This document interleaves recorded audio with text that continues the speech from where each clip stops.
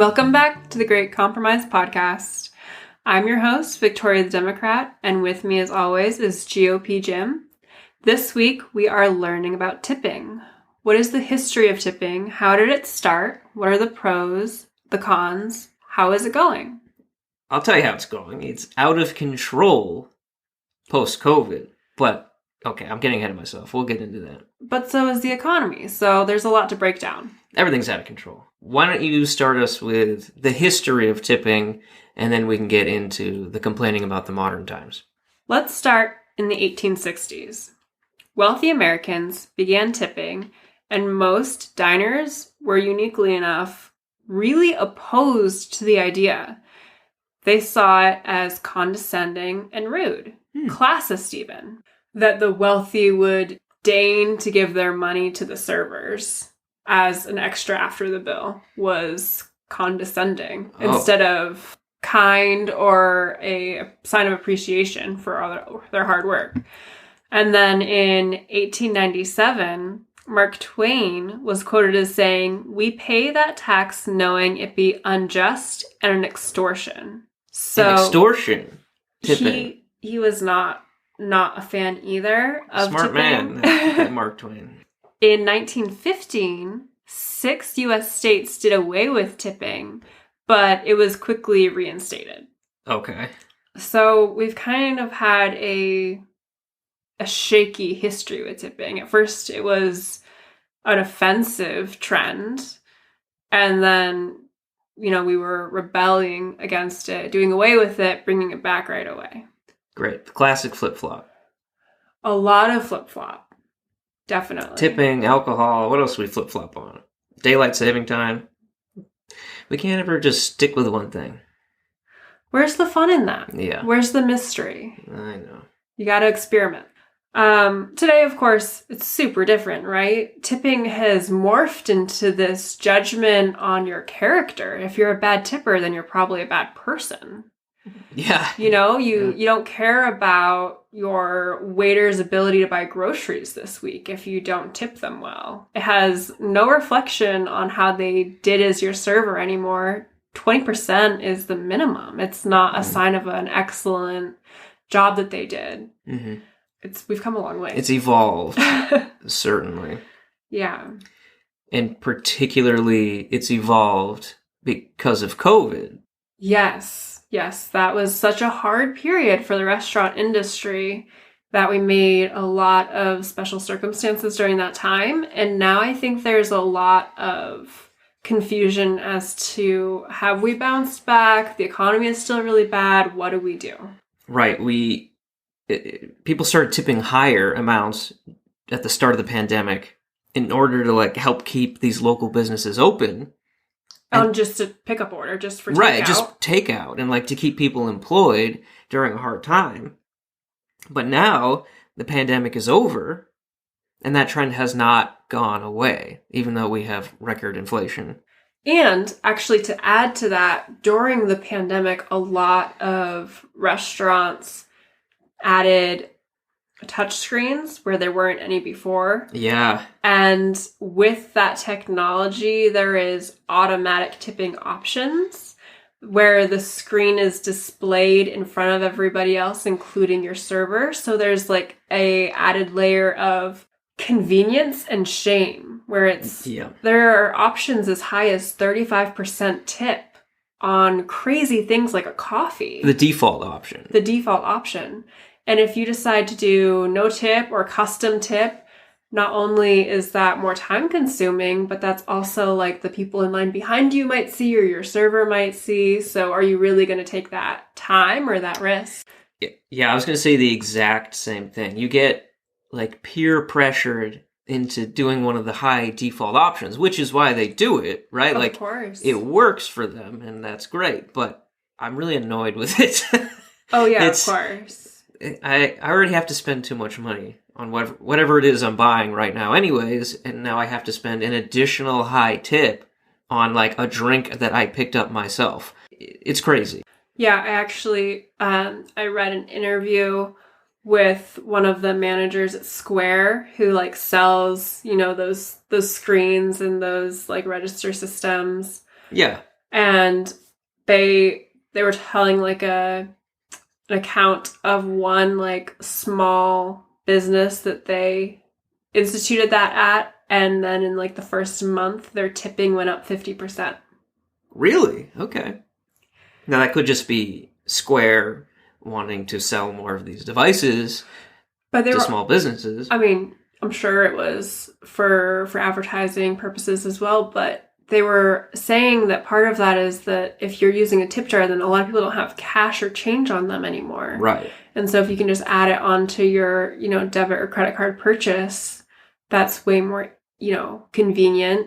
But then also there's the added pressure of, oh, I didn't know I was supposed to tip for takeout. Am I supposed to? And then you're kind of questioning yourself. Wait, is 35% what everybody's doing? Why is it the default? And so then there's this little panic moment and you're in a rush and you just do it until you walk away and you're realizing how crazy that is. How much did I just spend on a pickup order? Mm-hmm. And that's the norm now. Yes. So what has always kind of struck me as interesting is the sheer amount of industries and job descriptions that require tipping. And I found this fantastic article from 2017, and I think you might have something comparable that's more recent that we could kind of make a game of. I found one from December of 2022. Okay, are you in? Do you want to play a game? Yeah, let's play the game. Let's see what's changed. Okay, Sure. So... Who are we supposed to tip? All the different groups of people. All the different people are supposed to tip, and the suggested amount you're supposed to tip. Oh, boy. Okay, so I've got some basics. Sure, let's see. So waiters, between 15 and 20% from 2017. Has it changed? Mine says dine in 15 to 20%, and takeout is 10 to 15%. Yep, I've got takeout 10%, delivery 10 to 15. I have the same thing, actually. Okay. So that, now this recommendation, mine at least comes from Reader's Digest. So, you take this with a grain of salt. I think mine was like, one of those advice columns for like, what's proper in society. Lovely. Yeah. Okay, so bartenders, 15 to 20. 15 to 20%. Oh, mine says drink? $2 a drink or 10 to 15% of the bill. Oh, okay. I've got barista, $1 to $2. Yeah, $1 drink or more if your order is complicated. Okay. Oh, yeah, that's fair. Hairstylists, 15 to 20%. 15 to 20% plus $5 to $10 for their assistant. Ooh, I don't have a hairstylist with an assistant. I've also never heard of that, but I guess it's a thing if you have complicated hair going on. Or if you like are getting your hair done in New York City or something. Maybe. Nail salon technician, 15 to 20%. 10 to 20. But It's skew gone higher. down. I guess. It says skew higher for special nail art. Yeah. Well, the cost is also higher for special nail art. Of course, then yeah. the percentage will go Well, up. then just that's why you do percentage, yeah. Yeah, massage therapist, 15 to 20%. I've got 15. Okay. Car valet, $3 to $5. 5 to 10. Okay. So inflation there. Gas station attendant, $1 to $2. I don't even have that. Those don't exist anymore. Gas station attendant. I Fill think- your own gas. Isn't it illegal in New Jersey to fill your own gas? Yeah, there's like a and couple. like Oregon or something. There's like 2 states left, I think. Yeah. Car wash employees, $3 to $5. I don't have that. If you're getting like your car detailed or something. Yeah, I got nothing there. Hotel housekeeping, $2 to $5, but up to 10. 1 to 3 per night plus 5 for any extra services. Okay. Doorman, Mm-hmm. $2 if they've helped you with your bags, but $2 to $3 if they've hailed you a cab. Mine just says 5 to 20. Big range there. Big range. All right. Bellhop, $2 per bag with a $5 minimum tip. 2 to 3 per bag and 5 for room delivery. Okay. This one's going to get a little bit complicated because they had a lot to say about taxis, Ubers, Lyfts. 5 to 20% Plus, 5%? If they put your bags in the trunk, then it's $2 for the first bag and $1 per bag after that.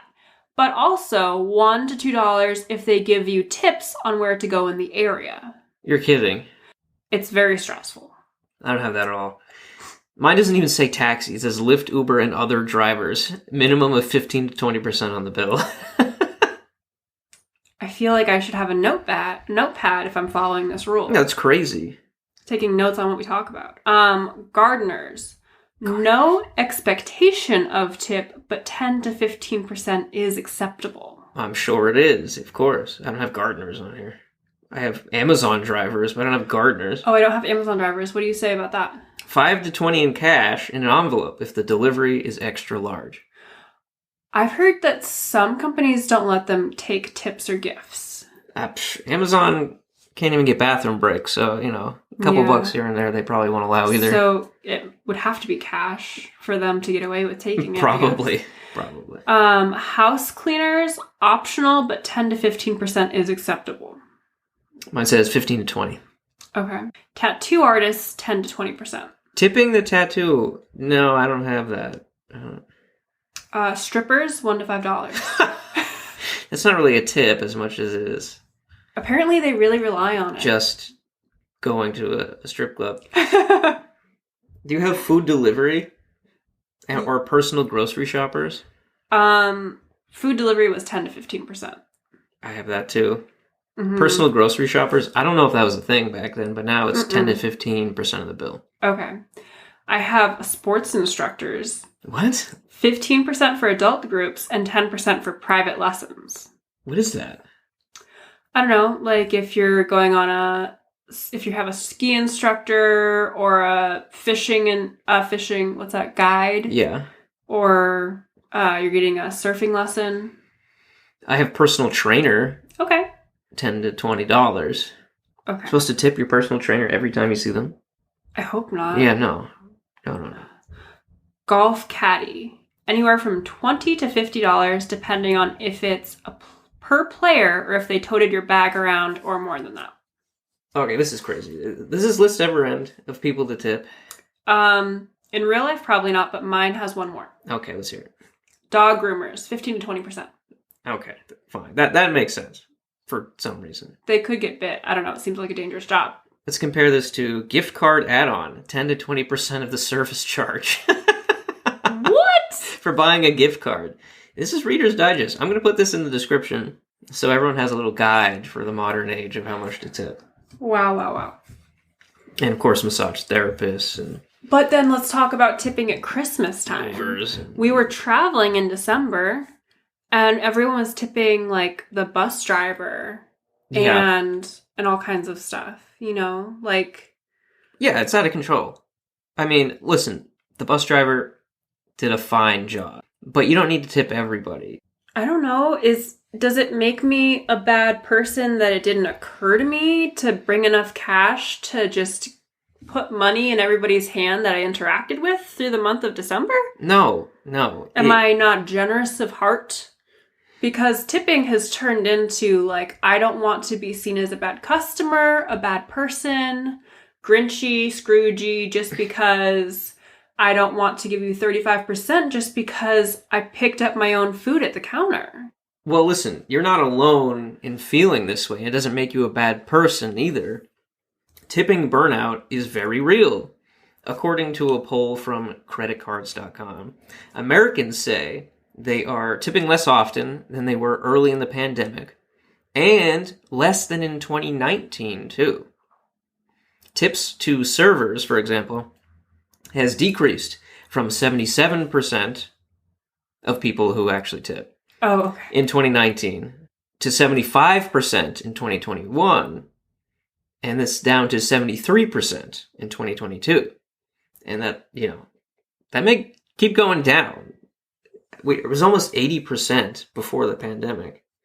But now, people are burned out from all this tipping. I didn't know that tipping burnout was a thing, but it kind of makes sense. I mean, the economy is bad for everybody, including those that have the responsibility of doing the tipping, not just those that are working in tip reliant industries. Right. And I don't know, the minimum wage needs to be raised. Like, we need to change the way that salary is working in those industries, not just like make it harder and harder to go out to eat or, you know, follow the implied way that you're supposed to behave, because this is not only getting harder to follow appropriately, but also it's a really loosey-goosey system because no one has to follow the implied rule. And then I feel bad for the waitress that has a really unreliable income. Like, you can't budget when you're a waitress. You can't budget for the month because you have no idea what you're making. Restaurants have tried. We had one in town here, actually, that tried to move away from tipping. It didn't allow tipping anymore. Instead, they raised their prices on all their items and like paid their help, waiters and waitresses, Yes. a normal livable salary. Yes. And so, like, instead of paying the tip after the bill, you were just paying it when you were buying your burger or whatever. It was baked into the price. It was baked into it. And so prices were higher, but in return, there was no tipping. And so, you know, I thought that was a great idea. I thought it was really interesting. It was different. A good restaurant, too. It was a good restaurant. They were trying something new. Yeah, they closed in a matter of months after that. And that is... They might have actually made it an entire year, but... I don't think they did, honestly. Either way, I know what you're talking about, and those types of restaurants never last, unfortunately. Right, that's not unique to that one place. Yeah. That is a thing when restaurants do that in America, at least. Yeah, in America.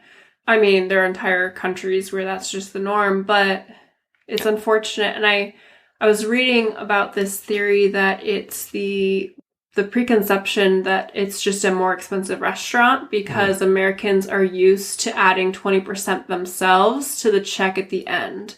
And so when you're looking at the menu and all the prices are higher than what you're used to seeing at other restaurants, you just have this idea that this place is really expensive, even though the end result is the same as everything else. Yeah. And so you're just going to have like people that are not thinking clearly. They just have the perception that place is more expensive. I don't want to spend that much money tonight, even though that's exactly what they're going to spend somewhere else. Mm-hmm. And it's a good idea, but I think it's too late. I think tipping is baked into our culture now, kind of like how prohibition did not work with alcohol. It's not going to work. You can't get rid of it. Unfortunately, it is here to stay. The problem is inflation is very, very high. Yeah. And everyone just has less disposable income. And so tipping burnout's going to be real and going to continue until inflation gets better. And it's unfortunate for the people who rely on these tips, but it is just the reality. But I mean, really, tipping is out of control since COVID. That needs to come down. That needs to normalize to how it was. And then inflation needs to be fixed and we can get back on track. So what's the answer? And I guess my two questions. What is the answer to tipping burnout and it getting out of control? And are we the asshole here? No. No, it's not just us. This is a thing with a lot of people right now. The answer is we need to get back to how tipping was before the pandemic. We need to get back to 15% is nice. I don't think I have what it takes. To go back to that? To be that mean. It's not mean, though. That's how it is. I can't do it. 20% if they do a good job. I can't. It's not even that different. It doesn't feel nice. Well, inflation's high right now. Who's got money to keep tipping that as high as we were when the pandemic started? It's not the same anymore. It's got to go back. Well, all right. Everyone listening, you should do the work so that I don't have to, okay? Thank you. Make Victoria feel better, please. Thank you all for listening to The Great Compromise. Follow us on Facebook, Twitter, Instagram, YouTube, and we will see you all next week.